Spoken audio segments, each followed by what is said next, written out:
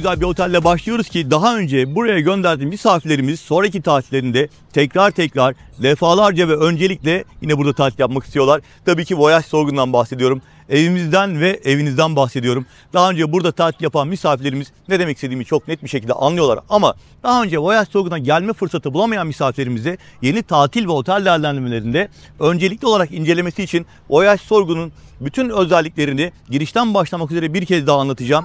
Birazdan lobi resepsiyon alanına geçeceğim ve girişten itibaren otelin oda kategorilerini ki bungalov odaları, ana bina odaları, aile odaları tek tek anlatacağım size. Sonra o dillere destan yeme içme konseptinden bahsedeceğim. Degusto'nun o muazzam akşam büfesini göstereceğiz. Cuisine 24'te sunulan alakart menülerden bahsedeceğiz. Akşam saatlerinde yine 6 farklı alakart restoranı var. Bir tanesini örnek olarak göstermeye çalışacağım size. Çok yüksek kalitede ve zengin içerikle sunulan bar konseptinden bahsedeceğiz ki burada aklımıza gelen premium marka birçok alkol içecekle beraber özel imza kokteylleri size şezlonglarınıza kadar yine orijinal bardaklarında, orijinal kutularının şişelerinde servis ediliyor. Bu gördüğümüz alandaki şezlonglara bile yine cam bardaklarda viskinizi, kahvenizi, her şeyinizi söyleyebiliyorsunuz. Dolayısıyla burada yediğiniz, içtiğiniz her şeyin birinci sınıf bir şekilde hazırlanarak sizlere sunulduğunu da daha buradayken ifade etmek istiyorum. Tabii ki aslında daha videonun başlangıç kısmında size anlatarak değil göstererek bunları ifade etmek isterim. Hemen lobi ve resepsiyon alanına yönlenmek ve Voyage Sorgun'u bir kez daha sizlerin değerlendirmesini sunmak istiyorum. Bir tatil trendini de bir kez daha anlatmak istiyorum. Tabii ki tatil ekibi olarak, ETS Tur'un yetkili satış ajansı olarak Voyage Sorgun edasını memnuniyetle bekliyoruz diyelim. Lafı çok uzatmadan videomuza başlayalım. Lütfen izlemeye başlarken beğeni ve abone tuşlarına basarak videolarımızın daha fazla misafirimize ulaşması için destek veriniz. Bunu da bir rica olarak ekleyelim ve turumuza başlayalım. Buyurun. Ve keşfimize başlıyoruz. Voyage Sorgun'da size otele geldiğinizde ilk karşılandığınız alan, aracınızı park ettikten sonra içeriye giriş aşaması ve buradaki bilgilendirmelerle bu güzel keşif yolculuğuna başlıyoruz. Videoyu izlerken beğeni ve abone tuşlarına basmayı ihmal etmemenizi, ayrıca tabii ki Voyage Sorgun rezervasyonunun içinde aşağıda açıklama kısmında bıraktığım iletişim bilgilerinden tatil ekibimize ulaşmamızı ve ETS Tur'un yetkili satış ajansı olarak rezervasyonu bizden yaptığımızı önemli rica ediyorum diyelim. Ve burada jet gibi pırıl pırıl bir ekiple Eren var, Emir var. Belboy arkadaşlarımız. Güzel geldiğinizde aracınızı park ediyorsunuz. Başka hiçbir şey yapmıyorsunuz. Direkt içeri geçiyorsunuz. Bir şeyler içmeye başlıyorsunuz. Onlar valizlerinizi indiriyorlar. Aracınızı park ediyorlar. Anahtarınızı isterseniz size, isterseniz resepsiyona beklemek üzere emaneti alıyorlar. Şimdi yavaş yavaş giriş yapıyoruz arkadaşlar. Kolay gelsin. Gayet serin, gayet sevimli, gayet hoş bir ortama giriş yapıyorsunuz. Yol yorgununuzu atmak üzere hemen koltuklara yerleşip siparişinizi verebilirsiniz. Burada tam donanımlı bir bar var. Sabah saat 8'den gece saat 24'e kadar açık olarak hizmet veriyor. Ve arkadaşlarımız hemen siparişlerini alarak yoldan gelen misafirimizi Voyage aracılığıyla ağırlamaya başlıyorlar. Tabii ki resepsiyondaki arkadaşlarımız da sizleri karşılayacak. Buğra var, Azra var veya Nazira var veya diğer ekip arkadaşlarımız var. Şifrelerine göre farklı arkadaşlarımız olabilirler ve asistan arkadaşlarımız var. Bu bölümde size öncelikle anlatmam gereken iki tane çok önemli bilgi var. Otele giriş yapar yapmaz sizden ricam öncelikle Voyage aplikasyonunu indirmeniz. İsterseniz Apple uygulamasından, isterseniz Android uygulamasından Voyage uygulamasını indirerek otelle ilgili tüm detayları orada bulabilirsiniz. Ama bu videoyu izleyerek de aslında Voyage Sorgun'daki hizmetlerin birçoğunu zaten öğrenmiş olacaksınız. Yine de aplikasyondaki birçok bilgi tatiliniz sırasında sizin hızlı aksiyon almanızı ve birçok hizmetle ilgili çok detaylı bilgilenmenize olanak sağlayacaktır. Bunun dışında asistan arkadaşlarımız sizlerin de onayıyla bir WhatsApp grubu oluşturacaklar ve sabah saat 8'den gece saat 24'e kadar mıydı? Gece saat 24'e kadar sizlerle irtibatta olacaklar ve ihtiyaç duyacağınız bilgiler ve hizmetlerle ilgili bir doğum günü kutlayacak olabilirsiniz. Bir evlilik yıl dönümü olabilir. Veya otelde başka bir hizmet ihtiyacı duyabilirsiniz. O zaman asistan arkadaşlarımızdan hızlıca hizmet alabilirsiniz. Arkadaşlar rahatsız ettim, kusura bakmayın. Kolay gelsin herkese. Şimdi yavaş yavaş Voyage Sorgun'u keşfetmek üzere ilk adımımızı atacağız. Bu arada tabii ki bu alanda otururken başlayacak sunumlarla yine resepsiyon bölümünde sipariş vereceğiniz içeceklerinizi buradaki menüden seçebileceğinizi göstermek istedim. Giriş yapar yapmaz aplikasyonu indirmeyi unutmayın diyerek şöyle güzel bir bahçe yürüyüşüyle turumuza başlıyoruz. Resepsiyon bölümünü arkamıza bıraktık. Giriş bölümünü kısaca gösterdik. Ve şimdi artık Voyage Sorgun'da bir kez daha hoş geldin diyebileceğiniz ve tatil atmosferini tam olarak hissetmeye başlayacağınız inanılmaz güzel bir bahçeye çıkış yapıyorsunuz. Çam kokusu, çim kokusu, çiçeklerin kokusunu burada almaya başlıyorsunuz. Yine Voyage'ın sembolik burada simgeleri var. Hemen sol tarafında bir kafe var. Yine otele giriş çıkış yaparken, transfer aracınızı beklerken, özellikle sigara kullanan misafirlerin bu alanında yine siparişlerini vermek kaydıyla bakın masalar üzerinde kare kodlar var, menüler var. Burada dinlenebilirler. Şimdi biz yavaş yavaş sahile doğru ilerleyeceğiz. Sabah erken saatler önce sahil, havuz ve iskele bölümünü, özellikle sahilde yapılan yenilikler var. Kumsaldan denize rahat bir şekilde girmeniz için size için hazırlanmış bölümleri bir kez daha size göstermek istiyorum. Daha önce Voyage Slogan'a gelen misafirlerimizin bilgilerini güncellemesi gerekiyor. Özellikle sahil bölümüyle ilgili. Yavaş yavaş şöyle dönelim ve Voyage Slogan'ın genel yapısından biraz bahsedelim. Öncelikle tabii bungalov odalar dikkatimizi çekmiştir. Sağlı sollu bahçe içerisinde, bana göre Voyage Sorgun'un en keyifli odaları diye de ifade edilecek. Bu bana göre tabii. Siz nasıl değerlendirirsiniz bilmiyorum. İnanılmaz keyifli odalar bunlar. İkişer ve bazı bloklarda üçer katlı yapılardan oluşan, isterseniz standart bungalov, isterseniz aile odaları şeklinde de kişi sayınıza göre, aile yapınıza göre tercih edebileceğiniz oda içeriği sizlere sunuluyor. Aynı zamanda hemen karşımızda da yine ana bina olarak isimlendirebileceğimiz bir blok var ve yine standart odalar. Orada da deniz tarafı, kara tarafı ya da aile odası seçenekleriyle sizlere sunulabiliyor. Bunların özelliklerini tabii ki size anlatacağım. Birazdan sahil ve havuz bölümlerini bitirdikten sonra oda kategorileri hakkında detaylı bilgi vereceğim. Sizler de bu videoyu izledikten sonra oda seçiminizi yaparken yine aile yapınıza, kişi sayınıza ve beklentinize göre dilerseniz bungalov odalardan, dilerseniz ana bina odalardan seçim yapabilirsiniz. Şimdi yavaş yavaş havuzlara doğru ilerliyoruz. İlk olarak sağ tarafımızda karşımıza family havuz çıkıyor, aile havuzu çıkıyor. Bu havuz müzik ve animasyon olmayan, misafirlerimizin çocuklarıyla, eşleriyle, aileleriyle dinlenmek için zaman geçirebilecekleri, biraz daha aslında ailenizi de zamana odaklanabileceğiniz, onlarla zamanı paylaşabileceğiniz bir ambiyans sunuyor. Yine kare kodlardan açılan menülerden birazdan sadece de göstereceğim. Şezlonglarınızı sipariş verebiliyorsunuz. Voyage kalitesinde çok üst seviyede premium marka alkollü ve alkol içecekleri, yine güzel kokteyllerinizi, dondurmalarınızı, çerezlerinizi şezlongunuza kadar arkadaşlarımız servis ediyorlar. Buradaki bar hemen karşıda. Yine Family Havuz'un en önemli özelliği tamamen doğal bir atmosferde, güzel bir peyzajın içerisinde, ağaçların gölgesinde gizli bir cennet özelliğinde olması. Özellikle çocuklarıyla beraber, bebekleriyle beraber dinlenmek isteyen misafirimizin bu havuzu çok beğeneceklerini ve değerlendireceklerini düşünüyorum. Ama birazdan bloğun ön tarafına, sahile geçtiğimizde farklı ambiyanslardaki havuzlarla, mesela artı 16 yaş relax adult havuzumuz da var. Bunları da size göstererek keşfimize devam edeceğiz. Buyurun ilerleyelim. Resepsiyon bölümünden giriş yapıp aile havuzunun yanından sahile doğru ilerlerken ana binanın içinden geçiyorsunuz. Ve bu süreçte sizi bekleyen çok güzel hizmet noktaları var, yeme içme noktaları var. Lobby bar bunlardan bir tanesi. Şimdi lobby barın iki güzel özelliği var. Birincisi çok güzel, keyifli dinlenme alanlarına sahip. Yani denize, havuza girerken biraz şöyle klimalı, serin bir ortamda rahatlatıcı bir şekilde dinleneyim ve aynı zamanda damak zevkime uygun premium marka alkol içeceklerden veya kokteyllerden sipariş vereyim, çayımı kahvemi söylemek istiyorum dediğinizde lobby bar sizi 24 saat boyunca açık olarak bekliyor olacak. Yine hemen bu bölümün karşısında 24 saat açık olan Cuisine restorandan bahsedeceğim ki inanılmaz güzel lezzetleri orada sizlere sunuyorlar. Burada herhangi bir saate bakmadan her iki bölümden hizmet alabiliyorsunuz ve devamında yine sabah saat 10'dan itibaren, şu an henüz açılmadı, birazdan gelip göstereceğim orayı. Yine vanilya patisserie bölümünden inanılmaz güzel Sebastianlar, makaronlar, pastalar, tatlar sizi bekliyor olacak ve çikolata sunumları yapılan bir bölüm daha var. Onları da saat 10 itibariyle açıldığını size göstermeye çalışacağım. Ama şimdi konumuz lobby bar dedik. 24 saat açık dedik. Çok hoş, çok rahatlatıcı bir atmosferi var. Dinlenmek isteyen misafirlerin buraya geldiklerinde elbette Voyage'da hangi barda olursanız olun, hangi restoranda olursanız olun, alacağınız her lokmanın, içeceğiniz her yudumun olabilecek en iyi kalitede ve büyük ustalıkla hazırlanarak size sunulduğunu söyleyebilirim.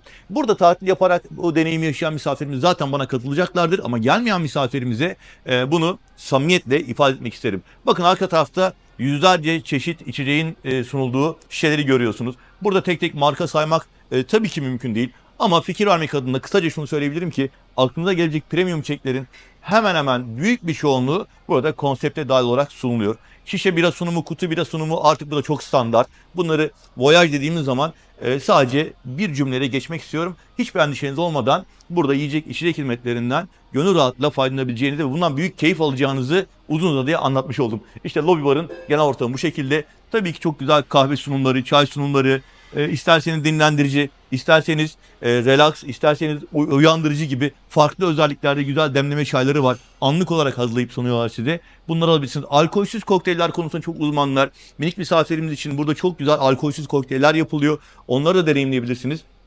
Diğer barlarda da uzun uzadıya sunumlar yapacağım. Özellikle Beach Bar'ın ortamı biraz daha uygun bu anlamda. Birazdan ilerlediğimizde beach bar'dan da güzel görüntüler sunarak olabilecek tüm hizmetleri size anlatmaya çalışacağım. Buyurun devam edelim. Gösterdikten sonra bir de lobi terası göstermek istiyorum. Tabii gündüz saatleri çok tercih edilmiyor ama akşam saatleri çok keyifli oluyor burası.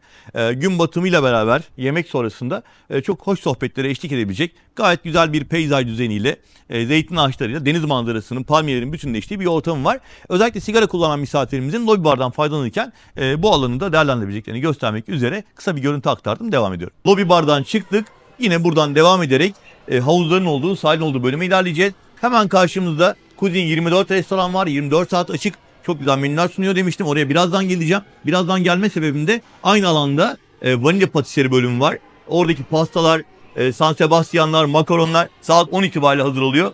Saat 10 civarında buraya geri geleceğiz ve size bu bölümü daha detaylı bir şekilde anlatacağız. Alt katta kapalı ısıtmalı yüzme havuzu ve spa merkezinin olduğu bölümlerle beraber Degusta isimli ana restoran var. Onları size göstereceğim. Yani odanızı ana binadan seçerseniz aslında birçok hizmet noktasına, yeme içme noktasına çok daha yakın oluyorsunuz. Ama ben hala bungalov odaların çok daha alımlı ve keyifli olduğunu düşünüyorum. Şimdi yavaş yavaş sahile doğru ilerleyelim. Orası çok kalabalık olmadan şezlongların olduğu bölümleri size anlatalım. Evet, geldik havuzların, sahilin olduğu ve tatil sırasında en çok zaman geçirdiğiniz bölümler olduğunu düşündüğüm hizmet alanlarını anlatmaya. Tabii ki öncelikle havuz seven misafirim için Voyage Sorgun'da farklı ambiyansla, farklı dekorasyonda, farklı mimari yapıda havuzlar var. Bunlardan bir tanesi hemen arkamızdaki bu güzel dekoratif havuz. Bunun dışında birazdan göstereceğim dikdörtgen şeklinde ve kulaç atarak yüzmeyi seven misafirlerimiz için bir havuz daha var. Onun dışında bana göre size göre sol tarafta bir bebek havuzu var. Üstü güneşten korunmuş. Etrafı da yine onların güvenliği için kısmen çevrelenmiş. Bunun dışında hemen yan tarafta bir aquapark havuzu. Ortalama bize göre 100 metre mesafede birazdan göstereceğim. Bir yetişkin adult havuz var, relax havuz var. Dinlenmek isteyen misafirimiz, eşiyle baş başa sohbet ederek zaman geçirmek isteyen misafirimiz için bir havuz alternatifi daha. Bunun dışında bütün havuzların etrafındaki şezlonglara kare kodlardan açılan menülerden sipariş verebiliyorsunuz. Kare kodu yaklaştırarak göstermek istiyorum. İsterseniz dondurup kendi telefonunuzu açarak menüde neler var görebilirsiniz. Gerçekten premium marka, aklına gelecek bütün alkollü ve alkolsüz içecekler, aynı zamanda diğer aperatif ikramları da bütün şezlonglara, sadece havuz etrafına değil, bakın çimler üzerinde olan şezlonglara da servis yapılabiliyor. Yavaş yavaş sahile doğru ilerleyerek sahildeki yeniliklerden de bahsedeceğim. İskeleyi de göstermeye çalışacağım size. Ama bu bölümde bütün şezlonglara orijinal bardaklarında, orijinal şişelerinde, orijinal fincanlarda tam olarak tadını, lezzetini alacağınız şekilde servis yapıldığını söyleyebilirim. Beach bar birazdan açılacak. Tabii sabah erken saatler. Onlar da hazırlıklarını tamamlıyorlar. Ve sahile doğru ilerleyelim. Sahil bölümündeki hizmetleri de şezlongda anlatarak buradaki keşfimize devam edelim. Voyage Sorgun'da gün başlarken ben de drone çekimlerimi yaparken çok da güzel bir aktiviteyle karşılaştım. Paddleboard ya da paddling ya da subboard dediğimiz aktivite için, denilen aktivite için sabah saat 7'de burada Mert Bey'in liderliğinde, onun size vereceği brief eşliğinde paddleboardlarla tanışarak böyle güzel bir aktiviteyi gerçekleştirebilirsiniz. Her gün sabah saat 7'de burada misafirlerimizin katılımına açık olarak herhangi bir ekstra ücret olmaksızın paddleboard aktivitesine katılabilirsiniz. Ben aslında bunu isimlendirirken bazen tereddüt ediyorum. Çünkü bazı yerlerde subboard deniyor, bazı yerde paddling deniyor, bazı yerlerde paddleboard deniyor. Ben hepsini beraber söylüyorum. Bu şekilde güzel bir görüntüyü de çekerek sizlerle paylaşma imkanı buldum. Hemen drone'umu onlara doğru gönderiyorum.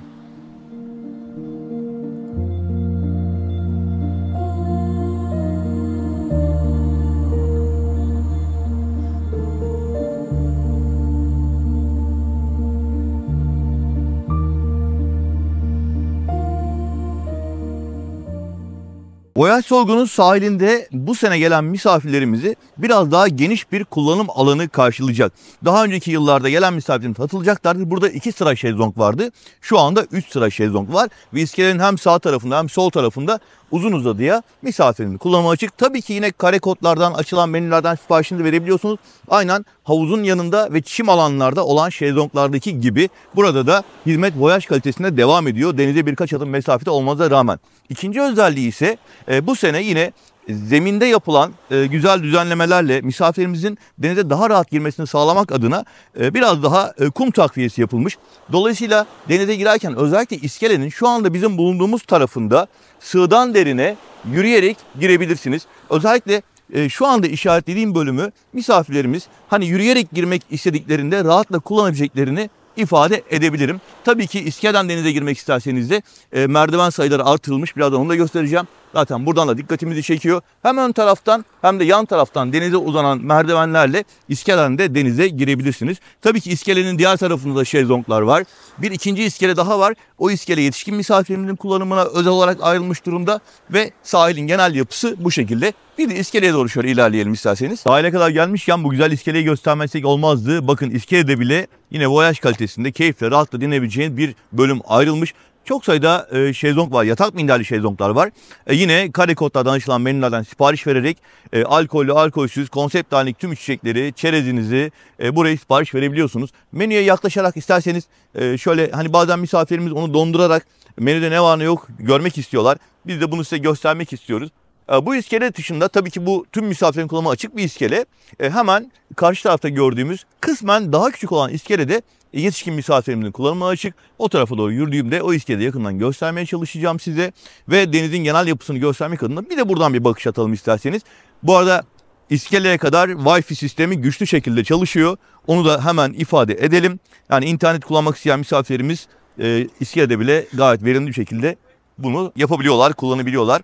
İşte burası da az önce bahsettiğim kulaç atarak yüzmeyi seven misafirlerimizi bekleyen havuz. Dikdörtgen şeklinde olduğu için bu ifadeyi kullanıyorum aslında. Çünkü bazen misafirlerimiz bunu söyleyebiliyorlar. Ya biz biraz yüzmek istiyoruz, böyle git gel yapmak istiyoruz. Ama o diğer havuzlarda genelde çocuklar aileleriyle oynuyor, aktivite programları oluyor vesaire. Onu pek yapamıyorlar ama işte Voyage Sorgun'da özellikle uzun mesafelerde böyle git gel yaparak yüzmeyi seven misafirimiz için ideal bir havuz var. Tabii ki tüm misafirlerimiz kullanabilirler. Dolayısıyla biz Voyage Sorgun'da havuz seven misafirlerimizin kendi beklentilerine, kendi keyiflerine uygun farklı seçeneklerle bu keyfi tam olarak yaşayabileceklerini göstermiş olmak istedik. Ve bu şekilde havuzlarla ilgili videomuzu tamamlamış olacağız. Tabii ki Aquapark havuzunu atlamayalım ve turumuza devam ediyoruz. Yavaş yavaş adult havuzun, relax havuzun olduğu yere ilerlemek istiyorum. Çünkü buradaki havuzları gösterdik. Ama özellikle mesela balayı çift olarak gelen misafirlerimiz için ya da eşiyle beraber baş başa daha böyle sakin dinlenmek isteyen misafirlerimiz için adult havuzu gerçekten önemli. Bu arada adult havuza doğru ilerlerken de çimler üzerine ne kadar çok sayıda şezlong olduğunu, şezlongların arasındaki mesafelerin gayet birbirinden nasıl söyleyeyim rahat edeceğiniz şekilde bir uzaklıkta olduğunu da ifade etmek isterim. Tekrar hatırlatayım, bütün şezlonglarda kare kodlardan açılan menüden sipariş verebiliyorsunuz. Ortam gerçekten çok keyifli ve biz de adult havuza doğru ilerliyoruz. Bakın sizi ne kadar güzel bir yere getirdim. Tesis tabii gerçekten çok güzel bir aile tesisi. Çocuklara gelen misafirlerimizin eğleneceği, zaman geçebileceği çok güzel bölümler var. Ama relax havuza geldiğinizde artı 16 yaş tamamen dinlenme, eşinizle beraber rahat ve keyifli zaman geçirebileceğiniz, güneşlenebileceğiniz, hem sahile birkaç adım mesafeniz. Bu arada sahildeki bu bölümdeki iskele de sadece yetişkin misafirlerin kullanımına açık. Dolayısıyla dinlenmek isteyen misafirimiz, biraz daha sakin, relax bir ortamda olmak isteyen misafirimiz hem şu anda gösterdiğim relax havuzu hem de yetişkin misafirimiz için ayrılmış olan ikinci iskeleyi kullanabilirler. Sadece hatırlatmak niyetiyle söylüyorum. Tabii ki tüm misafirlerin kullanımına açık olan bir iskeleyi az önce göstermiştim. Bu alan gerçekten çok keyifli. Yine kare kodlar ve menüden açılan seçeneklerden sipariş verebiliyorsunuz.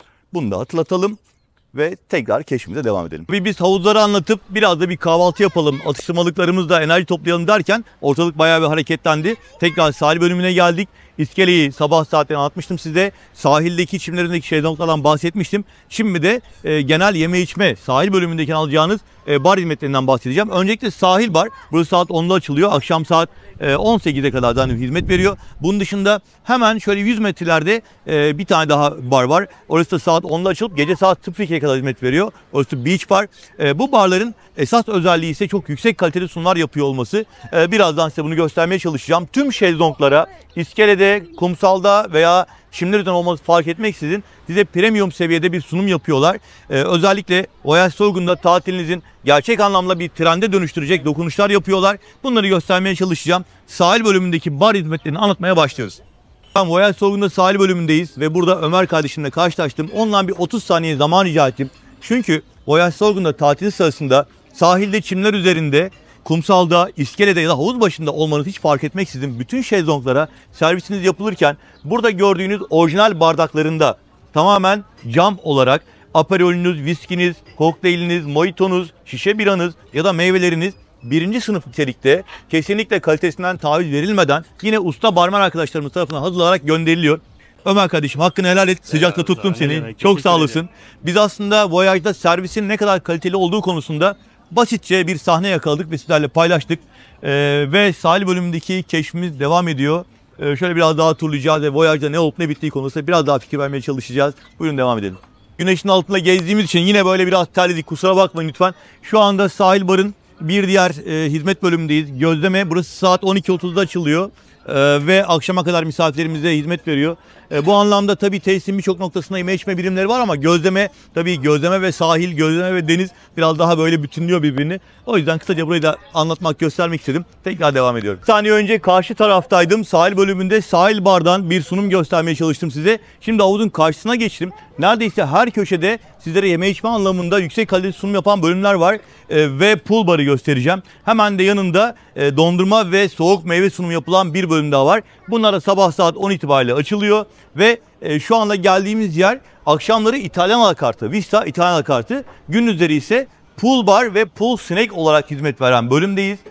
Merhabalar. Böyle alabilir miyim seni? Böyle. İsmin neydi? Cenk. Cenk, kolay gelsin. Teşekkürler. Az önce sahilde gösterdiğimiz sunumun bir benzeri ice latte Evet, ice caramel ve diğer tüm içecekler yine orijinal bardaklarıyla servis ediliyor. Cenk, kolay gelsin. Gerçekten tesadüf yani, bu biz özellikle planlamıyoruz. Zaten bir Voyage Sorgun tatildeyseniz siz de buraya geldiğiniz zaman şahitlik edeceksiniz. Bunu samimiyetle gösterdiğimi, anlattığımı söyleyebilirim. Merhabalar. Merhaba. Kolay gelsin Hazal Hanım. Sağ olun, seni. Şimdi pool bar'a geldik. Karşıda sahil bardan bahsetmiştik.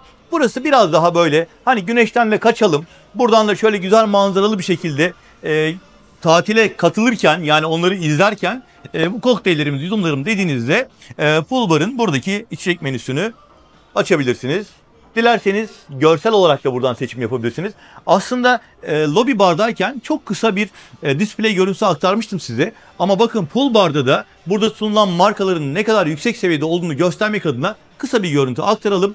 Damağınızın alışık olduğu alkollü veya alkol içecek markası ne olursa olsun burada en iyi derecede, en iyi seviyede size sunulacağına emin olabilirsiniz.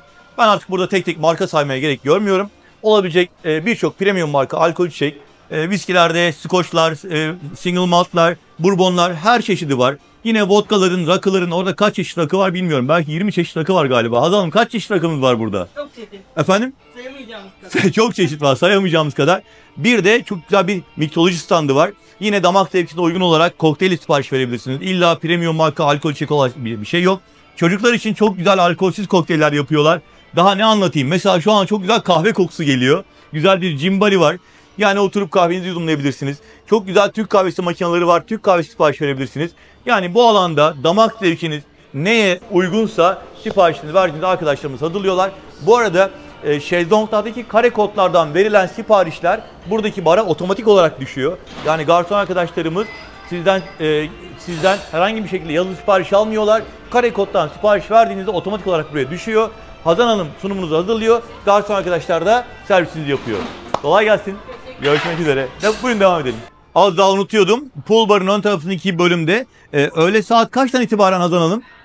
12'den itibaren yemek servisimiz var. Çok teşekkürler. Saat 12 itibaren burada pizzalar, makarnalar, lahmacun, hamburger gibi menüleri servis ediyorlar. Yani akşamları burası bir İtalyan alakartı ama gündüzleri ise havuza hemen birkaç adım mesafede hem ana restorana öğlen yemeğine alternatif, hem 24 saat kuzin restoranı alternatif, hem de birazdan göstereceğim beach snack bölümüne alternatif olarak sizlere sunuluyor. Yani tesisin her köşesinde gerçekten damak zevkinize uygun lezzetler bulabileceğiniz bölümlerin konsept halinde sunulduğunu bir kez daha göstermek istedim. Şimdi artık havuz alanından biraz daha beach bar bölümüne doğru ilerliyorum. Ve soğuk meyve, soğuk dondurma, böyle sıcak yaz günlerinin tatilin vazgeçilmez duraklarından birisi. Hemen havuza birkaç adım mesafede çok güzel kavun kokusu geliyor şu anda. Meyve mi doğruyorsunuz? Doğru bilmişim. Karpuz, kavun kokuyor. Kolay gelsin size. Zeynep Hanım, sezon hayırlı olsun. Çocukların dondurma merakı var ise buraya uğrayabilirler. Açık dondurma veya paket dondurma ne arzu ederlerse ya da çok güzel porsiyon meyvelerinizi buradan alabilirsiniz ve isterseniz de şezlonglarınıza sipariş verebileceğinizi hatırlatmak isterim. Şimdi yavaş yavaş plaj bölümündeki sunumlarımızın bilgilendirmemizin sonuna yaklaştık ama şu anda geldiğimiz beach snack bölümünden bahsetmesek olmazdı. 2 tane bardan bahsettim az önce size. Sahil bar, pool bar ve şimdi geldiğimiz yerde de beach bar var. Yine çok geniş bir konsept içeriğiyle misafire servis yapılan, çiçek servisinin yapıldığı bölüm ama aynı zamanda burada bir de beach snack bölüm var. Yine Degusto ana restoranda öğle büfesi açık büfe olarak konsept halinde sunuluyor. Bunun dışında Vista'dan bahsetmiştim size. Akşamları İtalyan kart, gündüzleri pool snack olarak geçiyordu. Biraz yoruldum, kusura bakmayın, artık yavaş yavaş dinlenip sonra odaları anlatmaya başlayacağım size. Son olarak da beach snack'i gösteriyorum. Burası denize hemen birkaç adım mesafede. Bana göre sağ tarafta, size göre tam karşıda yer alan yetişkinlere özel ayrılmış iskelenin yan tarafında. Çok güzel menüler var yine. Şöyle çok kısaca bir açtım. Size fikir vermek adına söyleyeceğim. Tabii yine pizzalar, salatalar, makarnalar var ama bunun yanı sıra ızgara köfte gibi, dana tantuni gibi, çıtır tavuk veya piliç çevirme gibi seçenekler de burada sunulmuş. Yine meyve tabağı, tatlı çeşitleri gibi alternatifleri de burada beach snack olarak değerlendirebiliyorsunuz. Yine Kareko'dan açılan menüden sipariş verebilirsiniz. Akşam saatlerinde burası tepsi Türk mutfağı alakartı olarak daha çok bizim ızgara kebaplarımızın ağırlıklı olduğu, Türk mutfağından lezzetlerinin ağırlıklı olduğu bir alakart restoran olarak hizmet veriyor. Akşam Degusto ana restoranda açık büfe sunumlarını size göstereceğim. Daha sonra alakart restoranla ilgili fikir vermeye çalışacağım. Ama tabii alttan alakart restoran var. Bunlar akşam saatlerinde aynı anda açıldığı için hepsini göstermek mümkün olmuyor. Ama burada en azından size tepsi Türk mutfağı alakartının genel konseptini ve konumunu göstermek adına bilgi vermiş oldum. Akşam saatlerinde tekrar diyorum, tepsi Türk mutfağı alakartı, gündüz saatlerinde beach snack olarak plaja birkaç adım mesafede, Edaalt iskeleye birkaç adım mesafede ve beach barın hemen yanında sizleri bekleyen bir lezzet durağı. Buradaki bar da bence otelin en keyifli barlarından bir tanesi. Çünkü manzara çok güzel, ortam biraz daha sakin, çocuklu aileler biraz daha diğer iskelenin olduğu ve aqua parkın olduğu taraftalar. O yüzden biraz daha sakin bir ortamda olmak isteyen misafirlerimiz beach snack'in olduğu bölüme gelebilirler ve bu alanda denize paralel olarak oluşturulmuş bu bölümde, ki daha önceki videolarımızda bu kadar çok masa yoktu, burada masa sayısı artırılmış. Bakın çok sayıda manzaralı masa, deniz manzaralı masa misafirlerimizin sunumuna hazırlanmış diyelim. Bu şekilde videomuzun sahil bölümünü tamamlayalım ve Voyage Sorgun'un keşfine devam edecek. Sahil bölümündeki anlatımları bitirdik. Şimdi biraz çocuklarla ilgili anlatımlar yapmak istiyorum. Ve Voyage Sorgun'a gelen çocuk misafirlerimizi, minik misafirlerimizi bekleyen Aqua Park ve Mini Kulüp bölümünden bahsedeceğiz. Şimdi öncelikle Aqua Park'a birazdan çıkacağız ama Mini Kulüp bölümüyle ilgili bahçede şu anda güzel bir aktivite var. Biz tabii onları rahatsız etmemek üzere uzaktan bir görüntü ekleyerek devam edeceğiz. Mini Kulübün hem açık alanı hem de sağ tarafımızda kapalı bölümünde onların yaşlarına göre uygun aktiviteler sunuluyor. Profesyonel bir ekip hizmet veriyor ve Voyage Sorgun'da Mini Kulübün çocukların gün içerisindeki güzel zaman geçirmelerine yönelik aktivitelerinin bol şekilde sunulduğunu, gayet planlı ve profesyonel şekilde hazırlandığını söyleyebiliriz. Ama tabii ki her şeye rağmen Aqua Park bir tesiste galiba çocuklar için olmazsa olmaz bölümlerden bir tanesi. Buradaki Aqua Park'ın genel yapısını göstermeye çalışacağım. Bu arada Mini Kulübün çocuk parkı bölümünden yavaş yavaş ilerliyoruz ve Voyage Sorgun'un Aqua Park'ına giriş yapıyoruz. Voyage Sorgun'da Aqua Park çok devasa büyük bir Aqua Park değil ama orta büyüklükte ve Aqua Park'la ilgili beklentinize göre ihtiyacımızı rahatla karşılayabilecek sayıda kaydırağı var. Hemen arka tarafında ana restoranın servis barının olduğu bölümün diğer kısmı yine Aqua bölümündeki misafirlere hizmet veriyor. Yine burada da yiyecek içecek anlamında servis alabiliyorsunuz ve çocukların tatil sırasında genellikle yoğunlukla zaman geçirdiği bölümü de hem drone görüntüsüyle hem yakından göstererek sizlere aktarmak istedim. Şimdi dışarıdan biraz bahsettik TÜGİ Çocuk Kulübü'nden ama biraz da içerideki ortamı göstermek istiyoruz. Burası sabah saat 10'da açılıyor, gece saat 24'e kadar hizmet veriyor. Şerif Hanım ve Burak Bey var burada. Tabii minik misafirlerimiz TÜGİ Çocuk Kulübü'ne geldiklerinde önce bir kayıt aşamasından geçiyorlar. Nasıl yapıyoruz misafirler geldiklerinde, yani ilk aşamada? Misafirlerimizi karşılıyoruz, oda numaralarını soruyoruz. Çocuklarımızla ilgili herhangi bir sağlık sorunu ve alerjik durumunun olup olmadığını. Ve hassasiyetlerini soruyorsunuz. Evet. Daha sonra çocuğumuzun mini kulüpten yaş gruplarına göre yalnız ayrılabilip ayrılamadığını soruyoruz. Yalnız ayrılamayan çocuklarımız için bileklik sistemimiz var. Tamam. Ya içerisi Turuncu ve güvenli yeşil. alan. Çocuklar girdikten sonra anne baba izni yoksa dışarı çıkamıyorlar. Evet. Tamam. Evet. Turuncu ve yeşil bilekliklerimiz var. Turuncu bilekliklerimiz her şeyle alerjisi olmayan, sağlık durumu Serbest. iyi olan Tamam, çocuklarımız.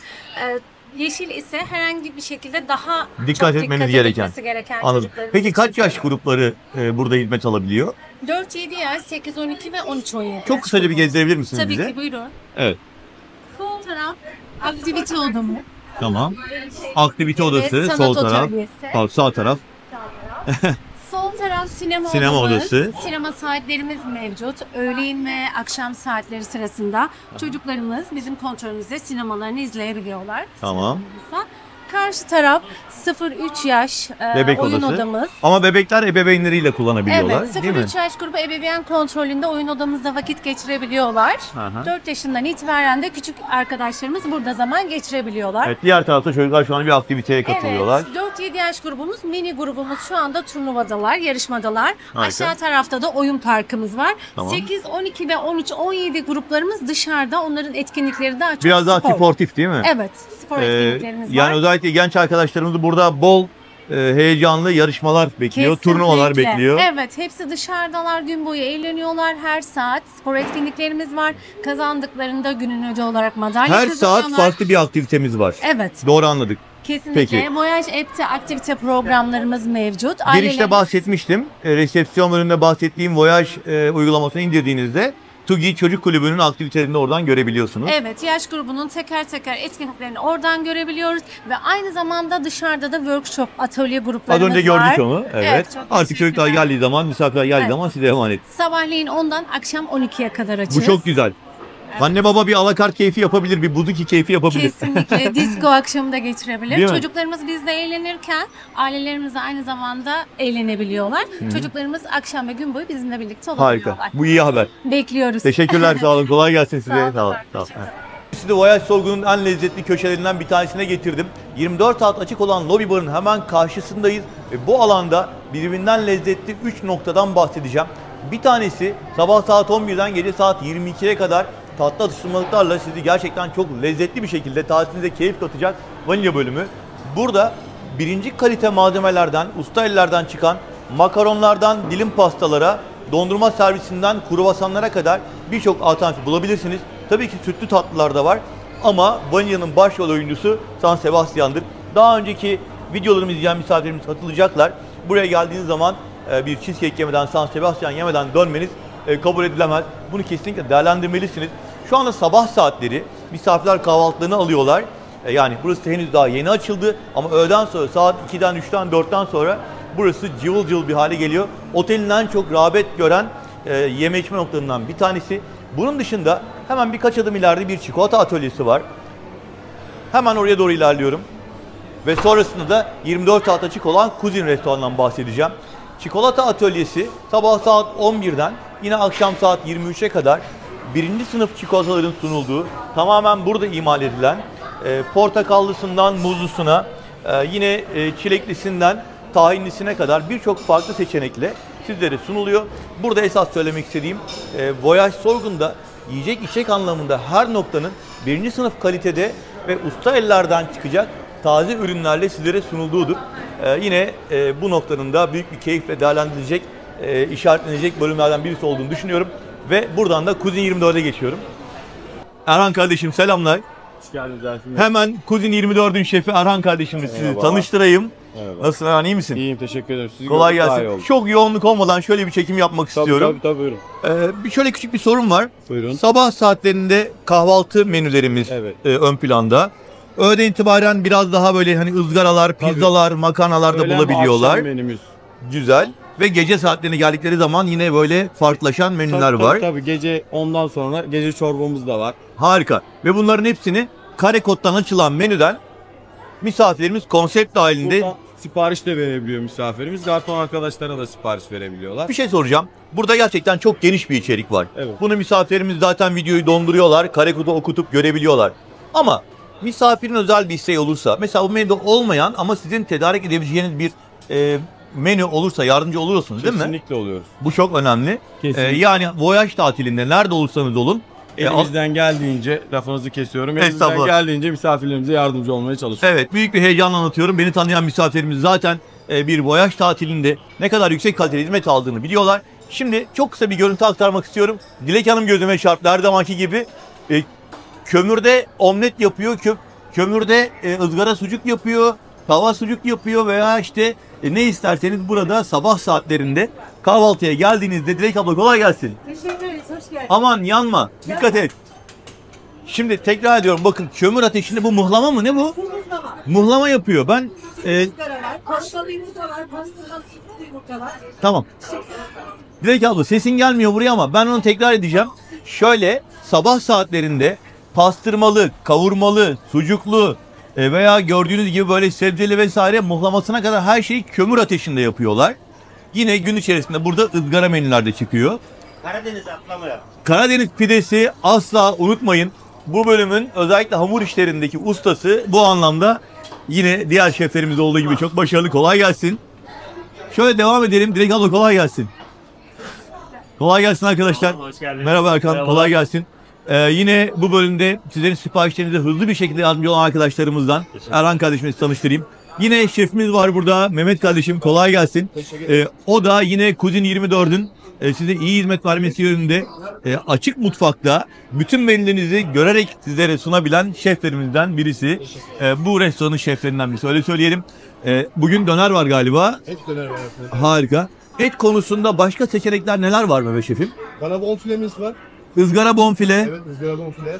Kuzu pirzolamız kuzu var. pirzola tavsiye ederim. Evet. Gerçekten çok lezzetli. Çok güzel somon yapıyordunuz siz. Evet, somon ızgara. Izgara somon Evet, levrek var. harika. Ve ızgara çuframız var. Evet. Yani tam kapsamlı bir alakart restoran. Balığıyla, etiyle ya da artık ne tavsiye ederse ona göre ilerleyebilirsiniz. Bir şey söyleyecektim. Mesela sabah saatlerinde sizler az önce gösterdiğim çok güzel kömür ateşinde muhlamasından omletlerine kadar vardı ama yine international olarak isterseniz çok güzel avokadolu poşe yumurtaya kadar birçok seçenek burada sunuluyor. Sabah saatlerinde ana restorandaki kahvaltı yerine buraya gelerek yine şarküteri bölümünden peynirlerinizi veya salamlarınızı, ne diyelim füme etlerinizi ve söğüşlerinizi buradan alabilirsiniz. Sıcaklarınızı ise sipariş veriyorsunuz ve onlar masaya servis yapıyorlar. Aman Dilek abla dikkat et. Şimdi sırada spa merkezi var. Tabii ki Voyage Sorgun'da tatiliniz sırasında relax olmak istediğinizde bir bakım paketi, masaj paketi almak isterseniz ya da bir cilt bakımı yaptırmak isterseniz o zaman da buraya geleceksiniz. Tabii ki buraya gelmişken kapalı havuzu ve o güzel dinlendirici ambiyansı aynı zamanda fitness center'da kısaca göstermek istiyorum size. Voyage Sorgun tatilinizde bu alanda konsept halinde kullanabileceğinizi, tabii ki bakım paketi alırsanız eğer onların ekstra ücretli olacağını ama çok yüksek kalitede malzemelerle profesyonel bir ekibin burada sizlere beklediğini göstermek istiyorum. Misafirlerin içerideki durumuna göre mümkün olduğu kadar çok görüntü aktarmaya çalışacağım. Çünkü artık sezon başladı. Birçok alanda yoğunluk var. Biz de size olabildiği kadar çok detay aktarmaya çalışacağız. Kolay gelsin, günaydınlar. Yavaş yavaş ilerleyelim. Bu arada Sense Spa'nın bir kare kodu var. Hani buradaki hizmetlerle ilgili bilgi almak isterseniz bu kare koddan açılan menüden hem masaj çeşitlerini hem cilt bakım paketlerini buradan öğrenebilirsiniz. Ben şöyle bir soru soracağım. Buradaki fiyatlar genellikle euro olarak yayınlanıyor ya bakım paketlerinde. Acaba Türk misafirlerimize öyle küçük indirimler yapıyor musunuz? Yapıyoruz. Bütün misafire indirim yapıyoruz. Tamam. Geldiklerinde bir de Türk misafirimiz Türk lirasıyla ödemek ETS tur müşterisi ise, ETS tur misafiri ise TL'ye çevirip indirim yapıyorsunuz değil mi? de yapıyoruz. Tamam, isminiz neydi? Nilüfer. Nilüfer Hanım, çok teşekkür ederim. Nilüfer Hanım'dan söz aldık. Tabii ki ETS tur misafirlerine bu az önce hani kare kodu gösterdik ya, oradaki fiyatlardan ziyade daha indirimli fiyatlar uygulanıyor. Şimdi keşfe başlayabiliriz. Ben Sorgun'da spa bölümünün en keyifli dinlenme alanından bir tanesi burası.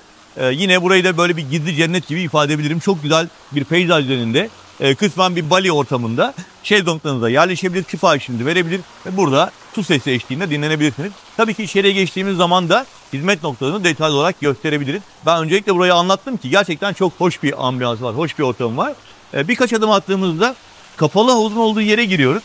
Kapalı havuz tabii ki yaz aylarında ısıtmalı değil. Ancak güneşten korunmak isteyen misafirlerimize veya kapalı havuz keyfi yapmak isteyen misafirlerimize gördüğünüz gibi çok şık bir şekilde hizmet veriyor. Şezlonglarıyla ve gayet kaliteli şık kullanım alanıyla kapalı havuz seçeneğini kısaca gösterdim. Şimdi spa'nın diğer bölümlerini inceleyebiliriz. Önünde spa merkezinin saunası. Kısaca göstermek isterim. Hemen karşısında buhar odası. Özellikle antrenmandan çıktıktan sonra çok güzel ter atması, rahatlatması için buhar odasını kullanabilirsiniz. Ve hamam bölümü. Yine tatilinizin başlangıcında burada bir kese köpük paketi alarak çok daha uzun bronzluk sağlayabilirsiniz. Onu ben spa merkezlerini, spa bölümünü anlatırken özellikle belirtiyorum. Bakın kese köpük paketi aldığınızda böyle özel odalarda bakımınızı yapıyorlar. Kese köpük masajınızı yapıyorlar. Gayet modern bir hamam dekorasyonu var. Ve biz burada ama buharın kapısını açık unuttuk. Bunu yapmamalıydım. Neyse ki kimse yok. Hemen şöyle kapatıyorum buraları, size göstermek için açmıştık. Ve şimdi isterseniz de relax odayı gösterelim. Hani hamam, sauna, buhar kullandınız. Dinlenmek için de size 2 tane farklı alan göstereceğim. Bir tanesi kapalı alan, relax oda. Burası loş ışıklı. Ve çok güzel kokan, çok rahatlatıcı ortamı olan bir bölüm. Yani beni bıraksanız burada herhalde akşama kadar uyuyabilirim, öyle söyleyeyim. Bölümde özellikle tatil sırasında antrenmanlarını aksatmak istemeyen misafirlerin için bekleyen fitness center'dan bahsedeceğim, anlayacağınız üzere. Yine oldukça donanımlı ve misafirlerimizin antrenmanlarını ihtiyaç duydukları tüm aletlerle beraber karşılayabilen bir bölüm burası. Kardiyo aletleri var. Şöyle yavaş yavaş ilerleyerek göstermek isterim size. Kapalı havuz manzaralı. İlerlediğimiz zaman yine biraz daha ergonomik olarak kullanıma uygun olan aletler var. Ve hemen karşı tarafta köşede de ağırlık çalışmaya ihtiyaç duyan misafirlerim için dumbbell'ların olduğu, biraz daha bodybuilding yönelik aletlerin olduğunu kısaca şöyle bir göstermek istedim. En azından dediğim gibi antrenmanı aksatmak isteyen misafirin içinde böyle kapsamlı bir fitness center'ın olduğunu ifade edelim. Videomuza ekleyelim. Tekrar turumuza devam edelim. Bu bölümde de masaj odaları ve bakım odaları var. Cilt bakım odaları var ama sabah çok erken saatte geldik biz. Burası henüz açık değil. Ama en azından tabii biliyorsunuz, ben genel olarak atmosferi göstermek istedim size. Şu ana kadar gösterdiğim bölümleri ücretsiz olarak kullanabiliyorsunuz. Efendim şimdi sırada odalar keşfimiz var ve birazdan size göstereceğim oda örnekleriyle aile yapınıza göre, kişi sayınıza göre veya beklentinize, keyfinize göre bu odalardan bir tanesini seçebileceksiniz. Benim paylaştığım görüntüler, bilgiler de umuyorum ki size fikir verecektir, yardımcı olacaktır. Tabii tesiste bungalov odalar ve standart ana bina odalar olarak 2 ana seçenek sunuluyor size. Bunlar da kendi içinde kara tarafı odalar, deniz tarafı odalar ana binada. Yine aile odası seçenekleri var. Sizler de birazdan izleyeceğiniz görüntülerle bu seçeneklere göre değerlendirme yaparsınız. Şimdi bungalov odalardan başlayacağım. Bir tane standart bungalov göstereceğim. Daha sonra bir bungalov aile odası göstereceğim. Daha sonra da hemen yan taraftaki ana bina bölümüne geçerek standart odalardan da sunumlar yapacağım. Ana bina odalardan sunumlar yapacağım. Ben Voyage Sorgun'da laf aramızda bungalov odaların biraz daha alımlı olduğunu düşünüyorum. Daha keyifli olduğunu düşünüyorum. Çünkü gerçekten çok sevimli odalar. Doğayı hissederek konaklayabileceğiniz odalar. Ve bu odalarda konaklarken gerçekten balkona çıkıp oturduğunuzda kahvenizi, şarabınızı yudumlarken ya da mini barınızdan biranızı alıp şöyle bir keyif yaparken biraz daha dinlendiğinizi hissediyorsunuz. Doğanın kokusunu alıyorsunuz. Bu anlamda bungalov odaların 2'şer katlı veya bazı bloklarda 3'er katlı olabildiğini de hatırlatalım. Şimdi biz standart bungalov odasıyla sizlere sunumumuzu devam ettirelim. Lütfen rezervasyon yapmaya karar verirseniz tatil ekibimizi aramayı unutmayınız. Bizler SS Tur'un yetkili satış acentesi olarak aşağıda iletişim bilgilerimi sizlere bırakıyoruz ve bu sunumlarımızın neticesindeki kararlarınızda rezervasyon için bizi aramanızı rica ediyoruz. Buyurun, bungalov standartla başlıyoruz. Şimdi bungalov odaları dışarıdan gösterdik. Hemen içeriden de detayları anlatarak bu oda hakkında tam olarak fikir vermek istiyorum. 35 metrekare kullanım alanında gayet soft, gayet sade ama bir o kadar rahat ve konforlu bir konaklama imkanı sağlıyor size. Bungalov odalar kapasite olarak 2 yetişkin artı buradaki kanepenin de yatak olduğunu düşünerek 2+1 konaklamaya uygun olduğunu söyleyebilirim. Ama eğer bir çocuk daha varsa 2+2 konaklamalı çocuk yaşlarına bağlı olarak otelden onay almak ve tabii ki biraz da sıkışık olmasını sizin kabul etmeniz halinde standart odada 2+2 olarak konaklayabiliyorsunuz. Odanın genel özelliklerine baktığımız zaman zeminde seramik kullanılmış. Dinlenme alanı olarak tabii balkona birazdan geçeceğim. Burada bir koltuğumuz var. Doğal malzemeler kullanarak hazırlanmış ve içerideki genel konsept olarak da aslında sadeliğin doğayla bütünleştirdiğini söyleyebilirim. Özellikle balkona çıktığınız zaman bunu hissedebiliyorsunuz. Yatak başucundaki ışıklandırmaları yine yatak başucuna itibaren başlayan ve tavandan televizyon ünitesine kadar devam eden bu dekorasyonda aslında bungalov odaların ana dekorasyon özelliği olarak öne çıkıyor. Birazdan bir de aile odası göstereceğim size. Orada da dekorasyon hemen hemen aynı ama orada 2 tane yatak odası olacak. Özellikle 2'den fazla çocuğu olan veya ara kapılı bir odada konaklamak isteyen misafirlerimize bungalov aile odalarından da örnek göstereceğiz. Tüm odaları standart olarak kapsül kahveler, Nespresso ikramı ve burayı açtığımız zaman soğuk içeceklerin bulunduğu minibar ürünleri. İşte birası, meşrubatları, gofretleri, fıstık var, süt var, soda, limonata gibi ürünler. Tabii hemen şurayı açtığımız zaman yine meyve çayları veya siyah çay. Siz balkonda keyif yaparken dilediğinizi seçebilirsiniz. Alttaki kettle'ı kullanarak çayınızı yudumlayabileceksiniz. Burada fincanlarınız var. Yine espressonuzu hazırlarken, kahvenizi hazırlarken kullanabilirsiniz. Buradaki ürünlerin tamamı konsept dahilinde kullanıldığı yerine ertesi gün yenisi sizlere sunularak hazırlanıyor. Ayrıca bir de oda servisi menüsü var. Tabii ki buradaki ürünler ekstra olarak yine sizlere ücret karşılığı odanıza servis olarak getirilebilir. Şurayı kapatalım, bir de banyodan bahsedelim. Odayla banyo alanlarını ayıran böyle bir bölüm var ve bu bölümün arkasında lavabolarınız var. L'Occitane marka çok güzel sabununuz var. Aynen banyonun iç kısmında olduğu gibi şöyle hemen banyo kapısını açayım sizin için. Ve duş alanı gayet güzel mermer desenli seramiklerle ve L'Occitane marka şampuanlar, duş jelleri, saç kremleri hazırlanmış. Gayet rahat kullanışlı bir duş alanı. Öyle puslu bir cam kapısı var. Mermer dekorasyonla çerçevelenmiş. Bu kapının arkasında da şöyle göstereyim. Yine klozet bölümü var. Gayet geniş bir alan. Onun da lavabosu ve yine sabunu, aynası ayrı bir şekilde hazırlanmış. Yani bu alanlar birbirinden izole şekilde. Lavaboda odadan kısmen ayrılmış bir halde sunuluyor. Buradaki kutularda tıraş setleri, diş bakım setleri yine sizin için hazırlanmış.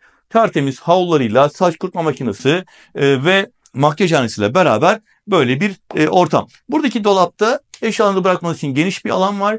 Geri dönüşebilir, doğal malzemeden yapılmış bir plaj çantanız var. Kasanızı ücretsiz olarak kullanabilirsiniz. Yine kuru temizleme malzemeleri burada ve bir dolap daha var. Özellikle burayı göstermem gerekiyor.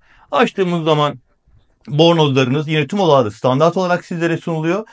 Başka ne söyleyebilirim? Merkezi soğutma sistemi var. Ama Daikin marka oldukça kaliteli ve bizim zaten Voyage'larda hani ısıtma soğutma sistemiyle ilgili bugüne kadar hiçbir şikayeti olmadığı gibi şu anda bile içerisi gayet serin bir şekilde. Yani odaya girdiğiniz zaman o yorgunluğunuzun üzerine denize havuza girdikten sonra yazın sıcak günlerinde oh be diyebileceğiniz bir atmosferi size sunuyor. Genel özellikleri itibariyle anlattığımı düşünüyorum. Şimdi diğer oda kategorilerinden de size bahiste özelliklerini göstereceğim. Aile kişi sayınıza göre onları tercih edebilirsiniz. Bir de balkonu gösterelim isterseniz. Doğayla iç içe bir balkonu göreceğiz. Ve finalde şöyle hemen balkonu da gösterelim ve bungalov odaların manzarasını da size anlatalım, ifade edelim.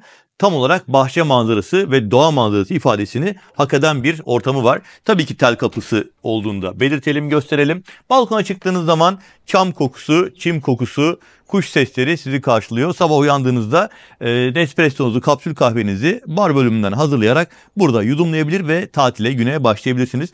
Yine bu anlamda isterseniz bu odanın dışında ara kapılı aile odası seçeneklerinde olduğunu kişi sayınıza göre bunu da seçebileceğinizi göstermek üzere buradan bungalov aile odasına doğru ilerliyorum.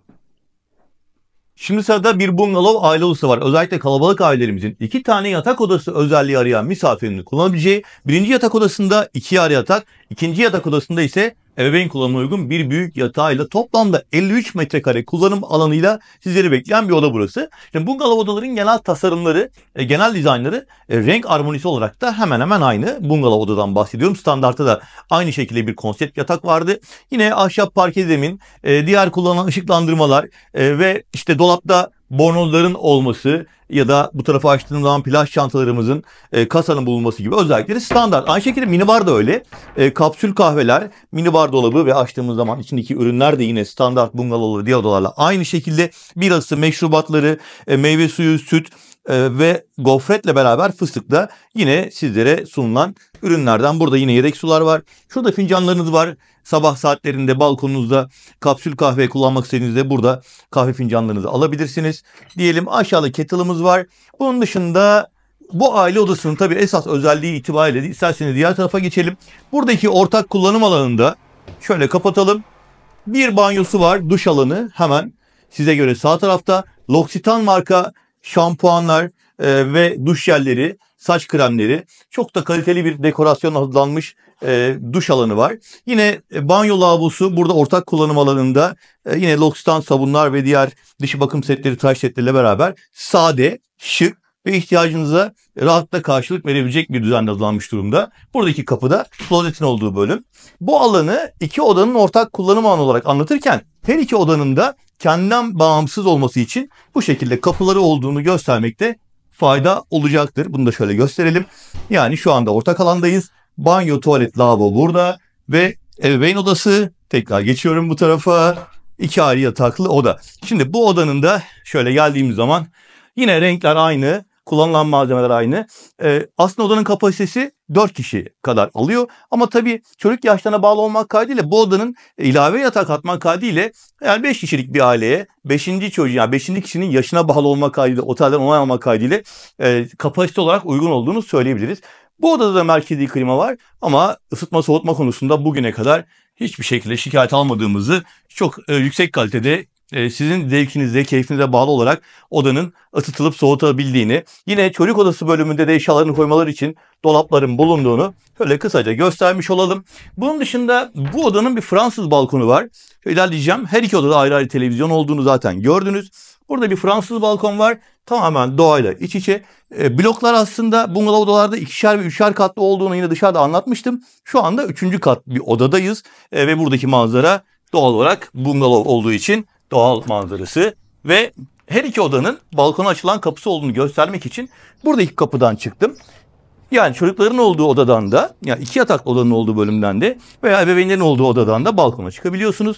Oturma grubu, ağaçlara baş başasınız. Bungalov odalarının hiçbirinde deniz manzarası yok. Dolayısıyla Voyage Sorgun'da bungalov oda rezervasyonu yaptırırken deniz manzaralı oda istiyorum demenize gerek yok. Bunun için biz tabii keşke olsaydı ama ana binadaki deniz manzaralı odalardan tercih etmeniz ve rezervasyonunuzu buna göre yapmanız lazım. Bungalov odalar daha çok doğayı hissederek sade şıklık içerisinde keyifle konaklayabileceğiniz odalar. Terliklerden bahsettik ama zaten görüyorsunuz. Diğer odalarda olduğu gibi burada da böyle güzel boy aynaları var dedik ve Voyage Sorgun'da bir bungalov aile odasını özellikle size gösterdik, anlattık. Sizler de tercihinize bağlı olarak, beklentinize bağlı olarak bu odaları değerlendirebilirsiniz. Eğer çift banyo olmasını, çift lavabo olmasını, çift balkon olmasını istiyorsanız o zaman 2 ayrı standart oda alarak da yine konaklamanızı gerçekleştirebilirsiniz. Bu tamamen sizin beklentinize, keyfinize bağlı olarak değişecektir. Bu odayı da bitirdikten sonra sırada neresi var bakalım. Yavaş yavaş Voyage Sorgun keşfimize devam edeceğiz. Lütfen rezervasyon yapmaya karar verdiyseniz bizler tatil ekibi olarak, ETS Tur'un yetkili satış ajansı olarak rezervasyonunu memnuniyetle bekliyoruz. Bu söylediğimi genellikle misafirlerim unutuyorlar. Ya Ersin biz senin videonu izledik ama rezervasyonu da işte başka bir yerden aldık diyorlar. Tabii ki tercih sizindir, saygı duyarız. Ama bizim bu işi yapma amacımızın da rezervasyonda talip olduğumuzu hatırlatalım. Ve aşağıda açıklama kısmında bilgilerimiz var diyelim. Turumuza, keşfimize devam edelim. Buyurun lütfen. Şimdi bungalov odaları gösterdik. Hem bungalov standart hem bungalov aile odası anlattım size. Şimdi bir de ana bina bölümünü oda göstermek istiyorum örnek olarak. Ana binanın temel özelliği aslında deniz manzarası seven misafirlerimize bir tarafta deniz manzaralı odalar sunuyor. Veya işte hemen alt katta ana restoranın olması. Biraz daha hani asansörle ineyim çıkayım ben yürümek istemiyorum diyen misafirlerimize de bu bölümün yine bahsettiğim gibi ana restoranı, vanilya patisserie, Kuzin 24 gibi hizmet alanlarının bu alanda yer alması açısından biraz daha kompakt yapıda, kolay ulaşımlı bir yapıda olması öne çıkan özelliği olarak belirtilebilir. Şimdi bir oda örneği görebiliriz. Ana binada deniz tarafına bir odaya giriş yaparak bungalov odalardan sonra ana binadaki odalarla ilgili de fikir vermeye başlayabiliriz. Şimdi bazı misafirlerimiz bungalov odalardan ziyade ana binada kalmayı tercih edebiliyorlar. Bu odanın özelliği itibariyle hani asansöre bindiğinizde hemen restorana inebiliyorsunuz. Kuzin 24'e inebiliyorsunuz. İşte vanilya patisseriye inebiliyorsunuz. Denize havuza giderken yine asansörle zemin kata inip çıktığınızda böyle biraz daha yakın mesafede denize ulaşabiliyorsunuz. Bungalovların keyfi biraz daha doğayla iç içe olması. Şimdi konumuz ana bina standart oda ve bu odanın özelliklerinden biraz bahsedeceğim. Tasarım olarak bungalovlarda anlattığım odayla hemen hemen aynı, çok benzeştiğini görebileceksiniz ama tabii ki farklılıklar var. Burası 31 metrekare kullanım alanında yine 2 yetişkin artı kanepenin de yatak olmasıyla beraber şuradaki bölüm dışarı doğru çekilebiliyor ve burası 1 kişilik bir yatak haline geliyor. 2+1 konaklamaya uygun ama çocukların yaşına bağlı olarak ikinci çocuk bebekse eğer yine otelden de onay almak kaydıyla 2+2 kullanım içinde uygun olabileceğini söyleyebiliriz ama biraz sıkışık olacaktır. Bence kalabalık ailelerin aile odalarını tercih etmesinde de fayda vardır diye bir burada dipnot düşelim. Şimdi bu odanın özelliği tabii deniz tarafı oda olarak anlatıyoruz. Bu binada, ana binada deniz tarafı veya kara tarafı odalar var. Tabii odaların manzaraları farklılaşabiliyor konum itibariyle. Çünkü binanın yapısı yön değiştirdiği için U şeklinde bir yapısı olduğu için yanlardan da deniz görme ihtimali var. Şu an tam karşıdan deniz gören bir odadayız. Aslında deniz tarafı bir oda aldığınızda ki bizim rezervasyonlarımız sizlere seçenek sunarken, odaları anlatırken deniz tarafı ifade ettiğimizde hani bunu da lütfen dikkate alın. Odanızın denizi görme açısı farklılık gösterebilir. Yine bütün odalarda olduğu gibi, bungalovda olduğu gibi bu odada da kapsül kahveler ve soğuk içeceklerin bulunduğu minibar dolabı günlük olarak kullanılan yenisi konulmak üzere bira, fıstık, gofret ve diğer içecekler, meyve suyu, süt gibi içeceklerle beraber diğer bölümü açtığımız zaman da aynen bu mağazada olduğu gibi fincanlarımız ve çay çeşitlerimizi bulabiliyorsunuz. Tüm ürünlerin kullandığın yerine yenisi sunu olarak size ertesi gün tekrar sunulduğunu, konsept halinde olduğunu, eğer arzu ederseniz oda servisinden de ekstra ücretli olarak sipariş verebileceğinizi hatırlatmak isterim. Genel anlamda odaların hepsinin dekorasyonu birbirine çok benzerken bazı renk farklılıkları dikkatinizi çekiyordur. Mesela yatak başucundan başlayıp karşıya doğru uzanan bir dekorasyonda bungalovlarda mavi gibi, yeşil gibi tonlar vardı. Burada biraz böyle hani açık kahve demek lazım, bilemiyorum. Biraz renkler konusunda hemfikir olamayabiliyoruz. Ancak genel anlamda pastel renklerin rahatlatıcı ve çok gözü rahatsız etmeyen bir şekilde sunulduğunu söyleyebilirim. Bir de ana bina odalarda banyo konsepti gördüğümüz böyle bir kapıyla hazırlanmış ve içeriye geçtiğimiz zaman mermer görünümlü güzel kaliteli seramiklerle bir camla ayrılmış duş alanı, yine L'Occitane marka şampuan, duş jeli ve saç kremi sizlere sunuluyor. Bunun dışında lavabo bölümünde yine L'Occitane sabun, gayet sade bir banyo lavabosu, diş bakım seti, tıraş setleriniz ve klozet alanıyla böyle gayet rahat kullanılıyor bir banyo. Banyodan çıktığımız zaman burada 4 kapaklı bir dolap var. Açtığımız zaman da kasa, kuru temizleme malzemeleri. Diğer bölümde ise plaj çantanız, geri dönüşebilir, doğal malzemeden yapılmış ve yine Voyage logolu bornozlarınız sizleri bekleyen kullanım malzemelerinden. Zannediyorum biz ana bina deniz tarafı standart bir odayı da size ifade edebildik. Tabii ki seçiminizi yaparken bungalov oda, ana bina oda tercihlerinizi bu bilgiler doğrultusunda gerçekleştirebilir. Bizim atladığımız, sizlere ifade edebildiğimiz sorular var ise onları bize sorabilirsiniz. Memnuniyetle yanıtlarız ve Voyage Sorgun'daki rezervasyonunuzu memnuniyetle beklediğimizi, bu anlamda taleplerinizin bizim için çok kıymetli olduğunu, Tatilim ekibi olarak ETS Tur'un yetkili satış ajansı olarak rezervasyonunuzu bizi arayarak, aşağıdaki iletişim bilgilerimizden bizi arayarak yaptırmanızı rica ediyorum. Burayı anlattıktan sonra ben bir tane de kara tarafı standart olarak göstererek odalar turumuzu tamamlamak istiyorum. Deniz tarafı bir odayı gösterdik ana binada. Bir de kara tarafı odayı gösterelim ve odalar turumuzu tamamlayalım efendim. Buyurun lütfen. Bina odalardan bir tane de aile odası göstermek istedim ama müsaitlik olmadığı için bunu şimdilik yapamıyorum. İnşallah daha sonraki videolarımızda veya uğradığımda yine göstermeye çalışırım. Özellik olarak belirtmek isterim ki ana binadaki aile odaları da 2 yatak odalı, 1 banyolu. Tasarım olarak da aşağı yukarı aynı özelliğe sahip. Bir büyük yatak, 2 tane ayrı yatak olan ve bungalov aile odasına hemen hemen benzer özelliklere sahip. Ben şimdi ana binada az önce deniz manzaralı bir oda göstermiştim. Ama ana binada kara manzaralı bir oda alırsanız ne olur? Sizi bekleyen manzarayı göstermek üzere. Yine ana binada standart bir odada ama bu defa kara manzaralı bölüme geldim. Şöyle açarak size ifade etmek istiyorum. Bu bölümde de balkona çıktığımızda yine gayet geniş bir balkon, bir oturma grubu ve ana binadaki kara manzaralı odaların gördüğü bahçe manzarası işte bu şekilde gayet güzel.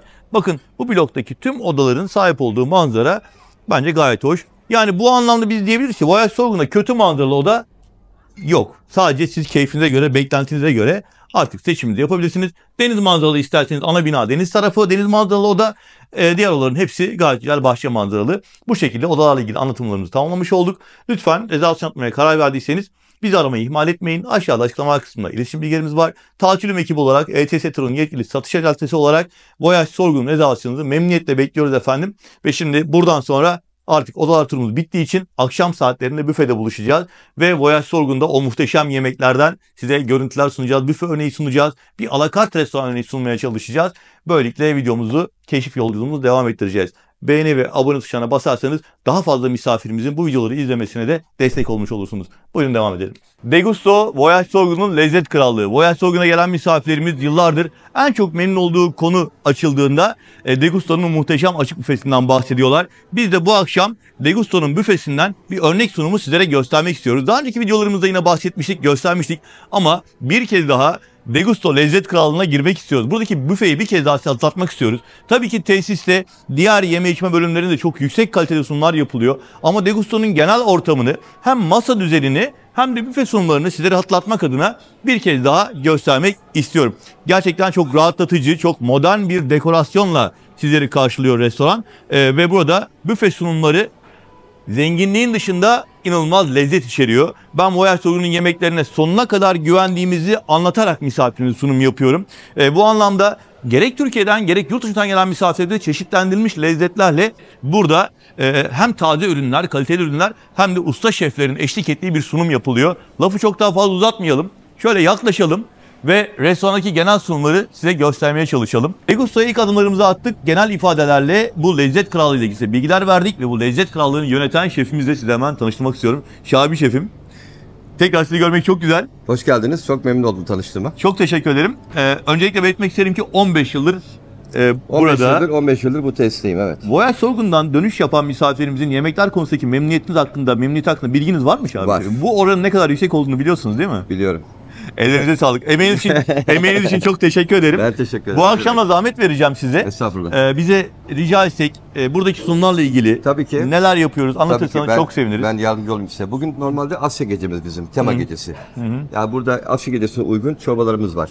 Böyle başlangıç Evet, yapıyoruz tabii, yavaş tabii. yavaş. Tom yum çorbası, tavuk çorbası vesaire böyle. 3 çeşit çorbamız var. Yanında garnitürleri var. Bu sefer biz buradan takdim ediyoruz. Asya gecesi olması münasebetiyle de ona uygun çorbalar yapıyoruz. Ayrıca normal misafirlerimizin yiyebileceği Asya gecesindeki çorbadan hoşlanmıyorsa, beğenmiyorsa Evet, mesela, onun bizim haricinde yerel çorbalarımız tabii yerel var. çorbalarımız var bizim burada da. Tel şehriye çorbası Tel şehriye çorbası var. ve yayla çorbası. Harika. var ve Eline ekmeği sağlık. garnitürleri var. Harika. Elinize sağlık ve Burada normal klasikleşmiş bizim soğuk büfemiz var. İşte peynir büfesi. zeytinyağlarımız Burada devam ediyor. normal Mezelerimiz. mezelerimiz var. Ayna çeşitleri, meze çeşitleri. Ortalama 10 çeşit, 12 çeşit mezemiz var. Bir o kadar da Aslında buradaki meze bölümü Şabi'cim çok özür dilerim. Araya giriyorum bazen. Buyurun. Beni affet. Estağfurullah. Saygısız etmek istemedim ama yani böyle bir Ayvalık'ta bir deniz kenarında bir balık restoranına gittiniz. Kendi bir meze tabağı seçiyorsunuz ya. Evet. Burada aynısını çok rahatla yapabilirsiniz. Hiç endişeniz olmasın. Aynen öyle. Benim gözlerim öyle. aynen Evet. öyle. Şimdi burada bizim hem yabancı misafirlerimiz, Rus, Alman, aynı zamanda da Türk misafirlerimiz mevcut. Karışık bir ortam olduğu için de Herkese hitap etmek mümkün gerekiyor. herkese hitap etmeye çalışıyoruz. Mesela bugün Asya Gecesi dedik ya Şabi Evet. şefim. Diğer günlerde hangi temalar var? Haftanın Mesela- diğer günlerinde. Dün pazartesi günüydü. Meksika gecesi var. Bugün Asya gecesi. Ama yarın Türk gecemiz var. Bizim kendi gecemiz var. Perşembe günü İtalyan gecesi yapıyoruz. Cuma normal international yapıyoruz. Karışık bir günümüz var. Her gün farklı. Tabii cumartesi günü de normal şey yapıyoruz. Balık gecemiz var. Bu anlamda biz bugün anlattığımız menünün örnek bir menü olduğunu her gün buradaki büfelerin değiştiğini de ifade etmiş olduk. Aynen öyle. Sushi'lerle devam edelim mi? Buyurun. Malum Asya günü olunca böyle bolca yani sushi'lerle. güzel bir sushi köşemiz var. Ustam sağ olsun. Kolay gelsin. Elinden gelen bütün inceliği gösteriyor burada. Harika. Bizi de çok mutlu ediyor. Misafir olan ilişkileri çok iyi. Harika. Misafirler almış olduğumuz geri bildirimler gerçekten çok iyi. Çok güzel. İsmi ne bizim sushi ustamızın? Tevfik Usta. Tevfik ustam ellerine sağlık. Böyle sanat eseri bir tablo gibi sushi büfesi yapmışsın. Tamamı burada yapılıyor. Siz hazırlıyorsunuz.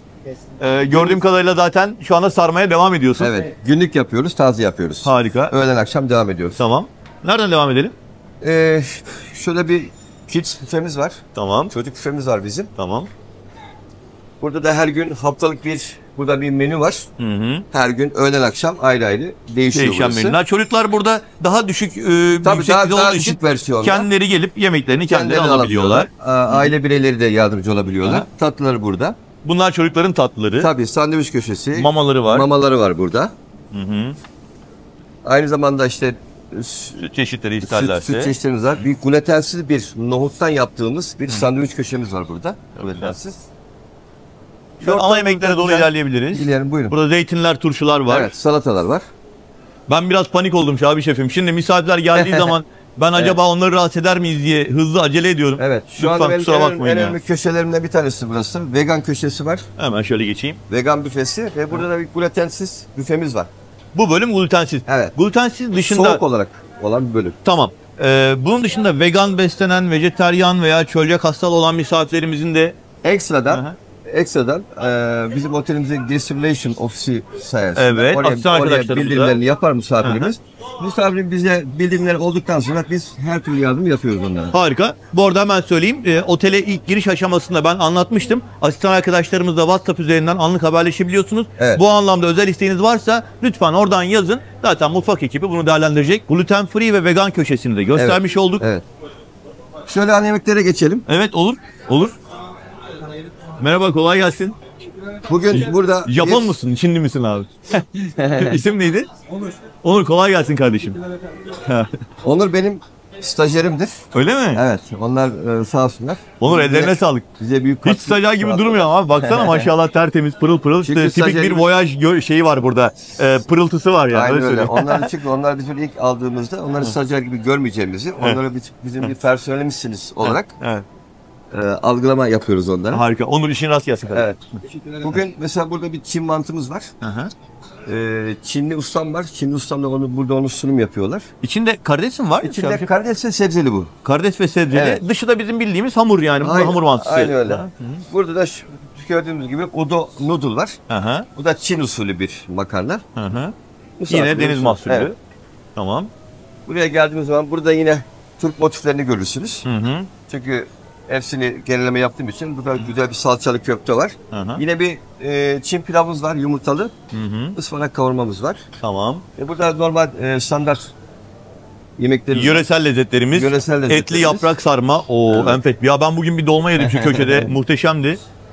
Şöyle bir soslu balığımız var burada. Soslu balık. Tamam, ben Evet. yardımcı olayım size. Burada güzel bir Sebzeli krebimiz var. Sebzeli krebimiz var. Hı hı. Var. Tavuklu isim kebabımız var. Aha. Ve normal pilavımız var. Normal pilavımız var. Ne tarafa bakacağımızı şaşırdık bu arada. Buyurun. Valla. Eyvallah. Burada bir Çin böreğimiz var mevcut. Aha. Ekşi tatlı tavuğumuz var. Asya usulü. Burada da yine Asya usulü. Eline sağlık. Okuyamadım. Ali. Ali şefim, kolay gelsin. Kolay gelsin. Ali şefim benim. Çin ustamla birlikte Aha. benim Çin anakartımda birlikte çalışıyorlar. Harika, kolay Çin gelsin. anakartları haftada bir gün kapattığım zamanda da iki gün kapatıyorum. Birisini haftalık izinden yapıyorlar. Aha. Birinin de Asya gecesi de buradalar. Buraya alıyorsun. Evet. Tamam. Onlardan faydalanmaya çalışıyoruz burada. Çok güzel. Acılı danamız var. burada, Acılı çok dana güzel. eti, sebzeli, Evet. biberli, Yine- kapyalı. Krakerimiz var. Evet. Burası bizim makarna köşesi. Tamam. Şu anda makarna köşemiz. Makarna seven misafirleri buraya davet ediyoruz. Haftada bunlar hep günde bir tane veya iki tane handmade. Kendi yaptığımız makarnamız var. Hı hı. Yani kendi yaptığımız derken nasıl yani Şabi şefim? Hamurunu burada mı yapıyoruz? Hamurunu kendimiz yapıyoruz. Her Tamam. şeyi kendimiz hazırlıyoruz. Şurada örnekleri var. Tabii makinamızda yapıyoruz burada. İbrahim, yetişebilecek misin? Bak burada makinede. Bir de uzatır mısın tepsiyi? Evet. Çok güzel. Ellerine sağlık. Tamam. Orijinal makarna. Burası benim Rus mutfağı köşem. Hı hı. Ustam benim Ukraynalı. Öyle mi? Çok tatlı bir insan. Hangi şehirden? Harkiv'den. Terkiv'den. Harika. Ben Harkiv'e 5-6 defa gittim. Eli Evet. sağ olsun. Eli çok lezzetli. Harika. Güleç yüzlü bir insan. Çok güzel. Rus misafirlerimize hitap ediyor burada. Harika. Kolay gelsin size. İnşallah bir an önce biter o olaylar da rahatlarsınız. Kolay gelsin. İnşallah. Burası balık Oo, köşesi. işte bizim Türk misafirlerinden çok rağbet ettiği. Buradaki benim en büyük özelliğim ızgaraların fazla oluşu. Ben Evet. burada birebir pişirip sıcak bir şekilde insanlara servis Anlık ediyorum. olarak veriyoruz. Yani önceden pişip de bekletme olanağımız bizde yok. Tamam. Bu sefer buradan da balıklarını seçebiliyorlar. Bir orayı gösterelim tekrar. Gayet güzel balık çeşitleri. Somonu, çuprası, levreyi, kefali siz kendiniz seçebilirsiniz. Burada yine iki çeşit de tava balığımız var. Izgaranın haricinde. Yağda sevenler için. Seçenek olarak. Evet. Harika, çok güzel. Diğer bölüme döndük. Evet. Burada güzel bir piliç but ızgaramız mevcut. Aha. Yanında böreği. Buradan da Burada da ana yemek olarak da burada kuzu kaburga var bugün. kuzu kaburga var. Evet. Bu kömür ateşinde mi? Kömür ateşinde. Bu bölümde yine ızgara et seçiminizi yapmanız için ayrıyeten oluşturmuş bir alan. Yani aslında ızgara bölümüne baktığımızda balık bölümü ayrı, et ve tavuk bölümünü ayrı ayrı değerlendirebiliriz. Evet. Ve bugün de kırmızı et olarak kaburga, Kuzu kaburga. var. Harika. Bu arada yine ben bilgi vermek istiyorum. Buradaki sunumlar tamamen ne diyelim show plate. Yani Aynen. siz geldiğinizde ben bundan istiyorum diye sipariş verdiğiniz zaman anlık olarak taze bir şekilde pişirilip size sunuluyor. Yani hazırda bekleyenler almak zorunda değil, o sadece görmeniz için. Evet. Evet. Ekmek köşemiz. Ekmek köşemiz. Ekmeğin her bölümde glutensiz olduğu gibi burada da glutensiz Güzel. yine iki çeşit ekmeğimiz mevcut. Aha. Yöresel Final. baklava köşemiz var. Final. Şurayı atladık ya. Bir dakika Şabi şefim, ben tatlılar biraz böyle gidecek de. Burada da güzel yemekler var. Ben severim böyle toprak kapta. Benim burası Masala. Hint mutfağı köşesi. Aha. Mesela kuzu masala, acılı pilavı ve tavuğu burada mevcut. Köri soslu tavuk. Evet. Yani bununla ilgili çalışan bir ustam var. Hı hı. Devamlı kendisi bunlarla her hafta bir günde nasıl gelirse bunlar hazırlıyor. Harika. Ellerine sağlık. Başka yemek var mı Şabi Şefim yoksa buraya mı? Başka yemeğimiz kalmadı. Tamam. Daha da bir pidemiz kaldı. Şimdi tatlılarımız, dondurmalarımız Evet. ve pidelerimize devam edebiliriz. Buradan da şöyle bilgi uzatalım. Meyve köşemiz burada mevcut. Hem doğramış meyveler hem tüm Tamam. meyveler. Yine soğutmalı dolaplarda. Evet, misafirlerin hizmetini sunuyoruz. Tatlı seven misafirlere baklavaları gösterdik zaten. Burada şerbetli tatlılar, pastalar, biraz daha international işte tiramisular vesaire. Evet, mesela Asya usulü bizim monchi tatlılarımız var. Hı hı. Çok teşekkür ederiz Ben abi. teşekkür ederim. Yorduk vallahi. Estağfurullah, ne demek ya. Çok memnun olduk. Gerçekten Ben de çok memnunum. Gerçekten misafirlerin memnuniyeti konusunda bir kere daha size teşekkür Çok etmek sağ olun. istiyoruz. Bu arada az önce gösterdiğimiz bir örnek büfeydi. Her gün değiştiğini bir kere daha satmak istiyorum. Sizleri Voyage Sorgun'da yemek konusunda memnuniyetinizi duymak üzere bekliyoruz. Buraya gelen konaklayan misafirlerin bunu mutlaka yazsınlar, anketle de belirtsinler.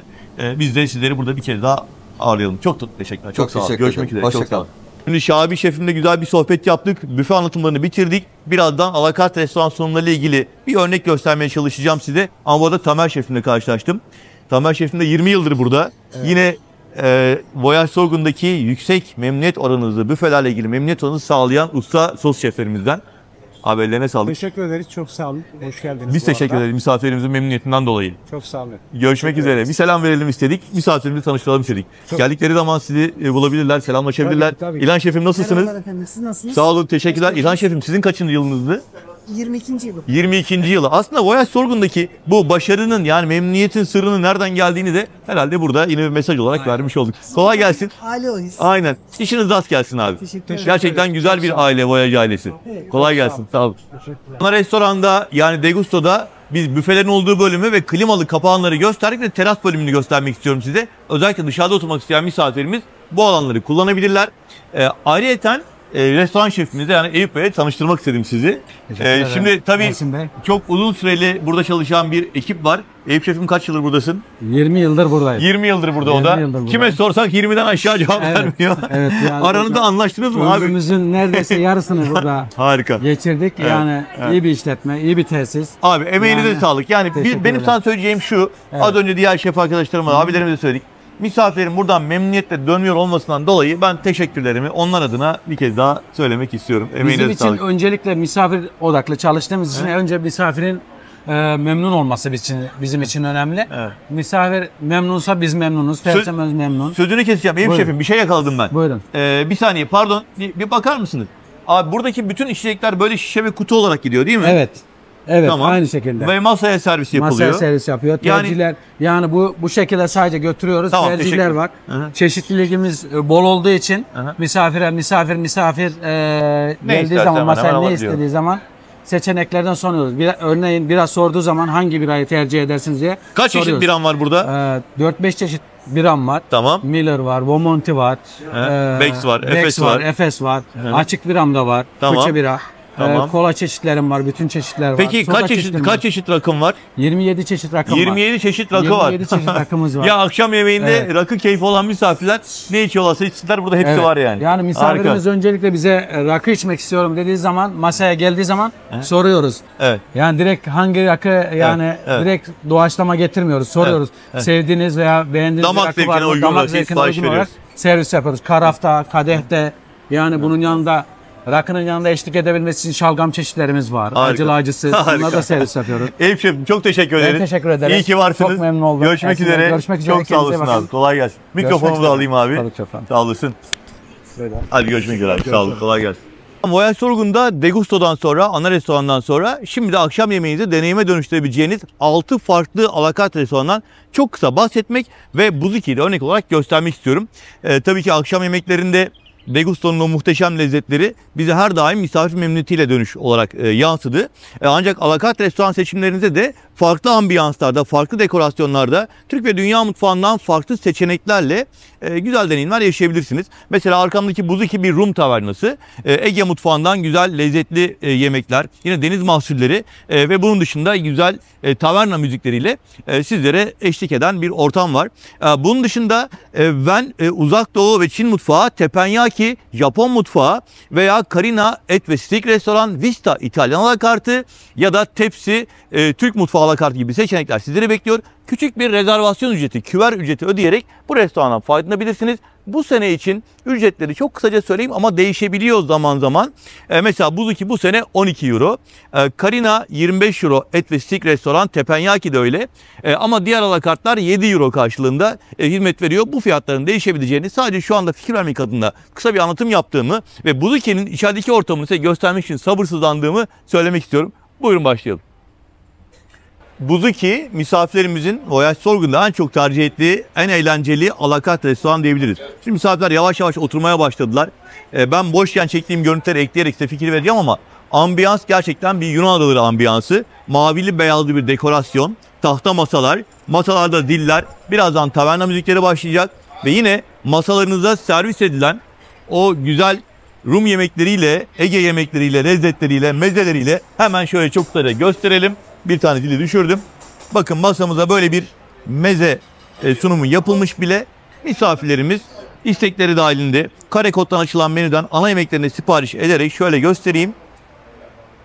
Birazdan başlayacak eğlence eşliğinde size görüntüler sunmaya çalışacağım. Buzuki ile ilgili fikir vermeye çalışacağım. Bunları da bizim masamıza bırakmışlardı. Bakalım kullanacak mıyız?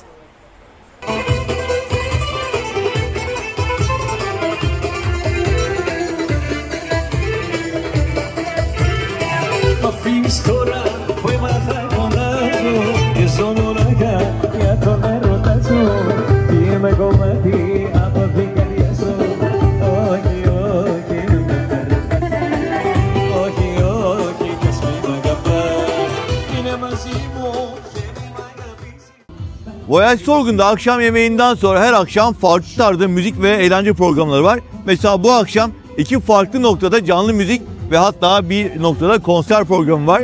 Dolayısıyla misafirlerimiz kendi zevklerine, kendi isteklerine ve kendi o anki hissiyatlarına bağlı olarak bu bölümlerden birini seçerek eğlenebiliyorlar.